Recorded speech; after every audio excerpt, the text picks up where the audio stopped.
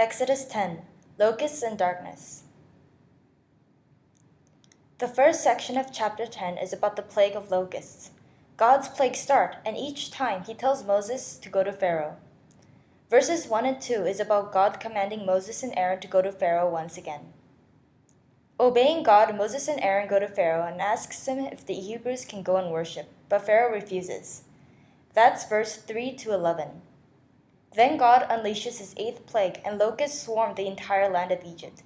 They devour everything, and nothing is left to eat. Then Pharaoh becomes afraid and asks Moses to pray to God so that the locusts will go away.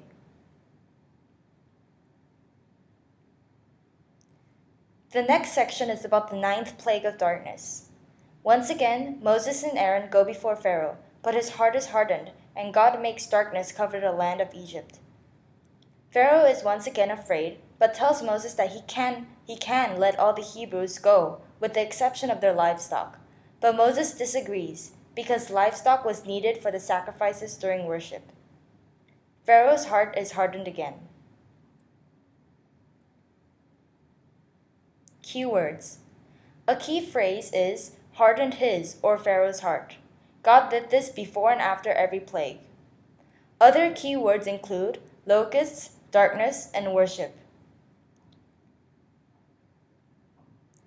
This is a painting of how Egypt might have looked like under the plague of locusts.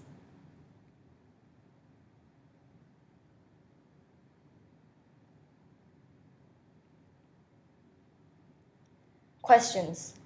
My first question was, how many locusts came, enough to devour the entire Egyptian land?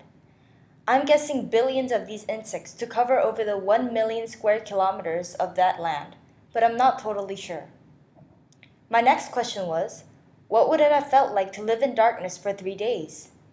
I'm guessing that it was pitch dark, so I would have been scared and probably would have lied down on my bed until the plague was over. I'm also guessing that it probably stopped all activity in Egypt for that period of time. Matthew Henry's commentary. Pharaoh is reproved. It is justly expected for the greatest of men that they humble themselves before the great God, and it is at their peril to refuse to do so. Pharaoh was considered a leader, and God punished him for not being humble. Therefore, those that will not humble themselves, God will humble.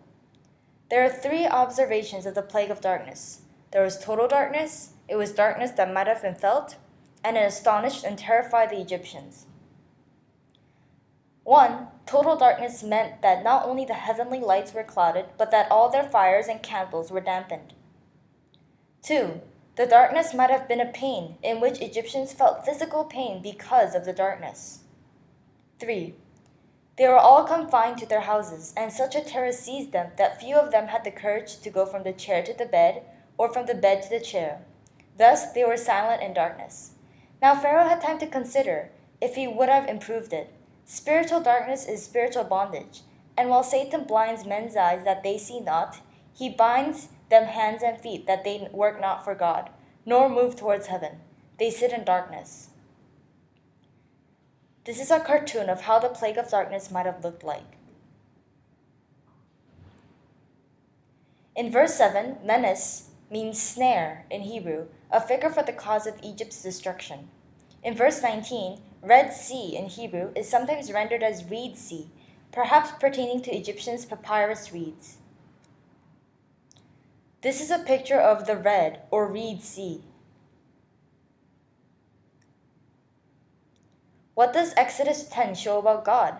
It shows that God humbles everyone. He's omnipotent, and he wants us to worship him only. What does this chapter show about people? It shows that people are vulnerable. Non-Christians can know about God's power, and people have no power against God. Credits.